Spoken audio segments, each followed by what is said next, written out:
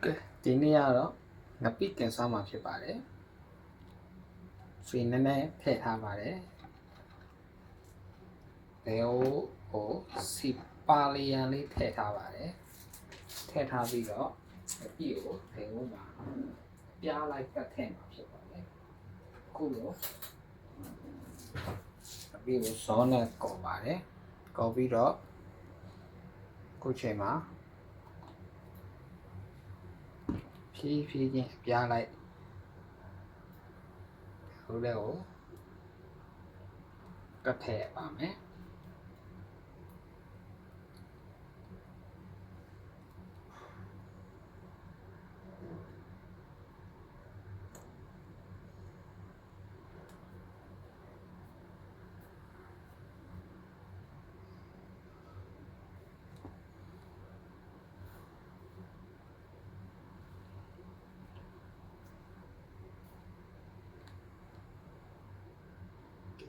အောက်ဆိုရင်ပြရတော်တော်များများစားလို့ရပါပြီ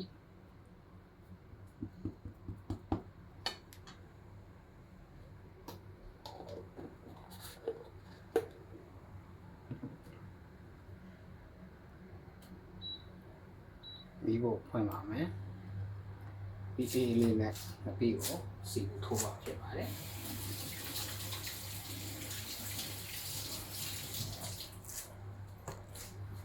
ဒီလိုငပိကင်နေတော့မှတစ်ဖက်မှာကျွန်တော်ကြက်တောင်ကြီးကလေးပါမယ်ငပိကိုဒီလို BA လေးနဲ့ကင်နေတော့မှကြက်တောင်နေကလေးမှာဖြစ်ပါတယ်ကြက်တောင်နေကိုကျွန်တော်ကြက်တောင်ကြီးနှလုံးလှီးပါမယ်နှလုံးလှီးပြီးတော့စမ်းမိုင်းထားပါမယ်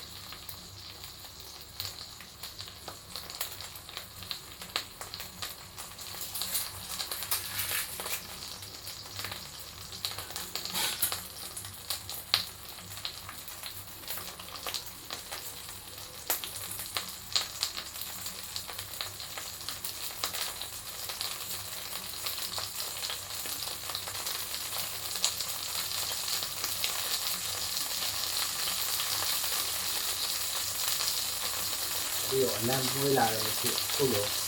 စီလေးပုံမှန်ဖြစ်ပါလေအနံ့ပွေးလာရင်ခဏပြန်တယ်ပုံမှန်ဒီပိုင်းပြန်ပေးပါမယ်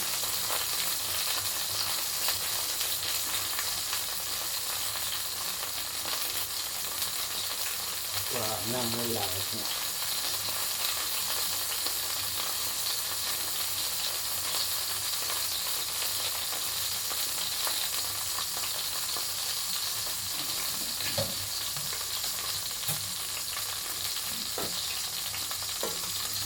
น้ำมวยหลังปอกท็อปลานได้หมอนนะ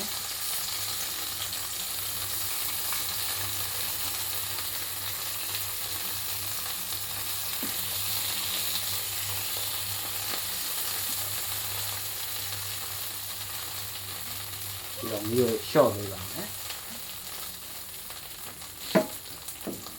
เรางับพี่เกณฑ์นี่เรามาทำมาကျွန်တော်ချက်တောင်လေးကလေးမှဖြစ်ပါတယ်ချက်တောင်လေးကိုပုံလေးနှစ်ခုပါပါလေးသိပါမယ်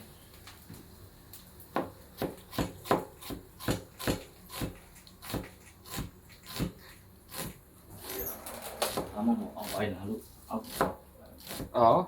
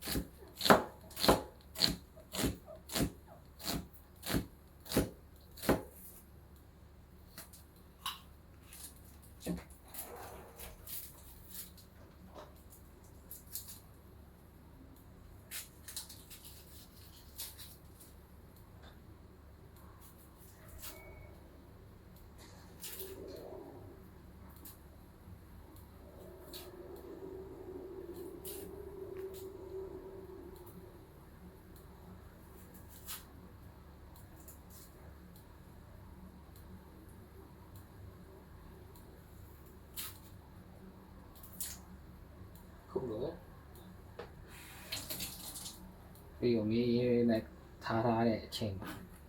ကျွန်တော်ကကြက်တော့နောက်ကိုအပားလေးလှီးရမယ်အပားလေးလှီးပြီးတော့စတမ်းလိုက်ထားပါမယ်ငါပြတော့တယ်ဆိုကြက်တော့နေဥနေနဲ့မှာတော့ကောင်းတာဖြစ်ပါတယ်အဲဒီတော့ကြောင့်မလို့ကြက်တော့อันนี้နောက်ပါနိုင်တယ်များပါလေးပါပါနိုင်တယ်များပြီးပါဘာလို့လေးလဲမပြီးအရသာကြက်တော့အရသာချိုရတာပါဟောငပိရတာဟောတမမြတ်တာဖြစ်ပါတယ်ကြက်တော့ဥမီကိုကြည်စိမ်ထားပါမယ်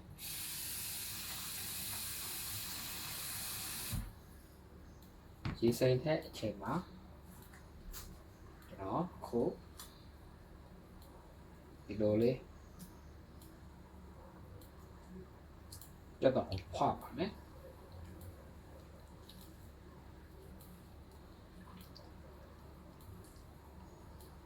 ကြက်တော့ဖွာထားပြီဆိုရင်ကျွန်တော်ပြီးတော့ထပ်ပြီးတော့မှုေးပါမယ်ခင်ဗျာ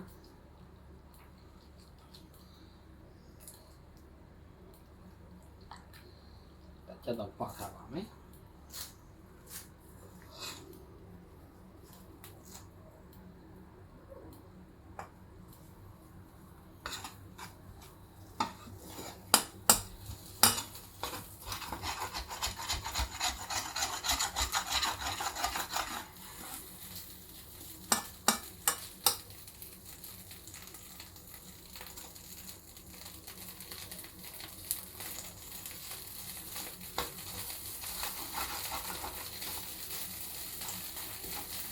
ခုချိန်မှာတော့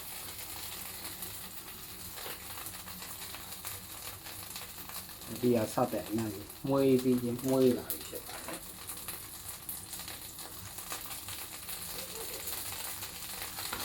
မွေးပြီးရင်မွေးလာတဲ့မသိဘူးခုစီဘူးထိုးနေပါတယ်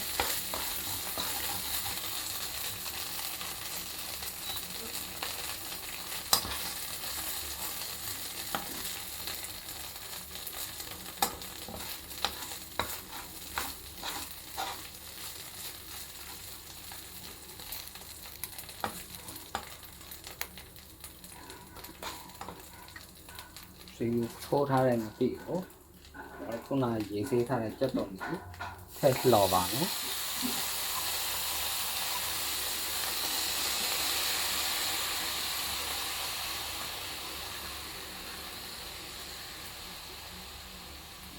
ဘယ်တော့ငါ့ဦးပြီးထားတဲ့ဟာကိုကောင်းလှည့်ပြီးတော့အုပ်ဖို့တိုင်းမှာဖြစ်ပါတယ်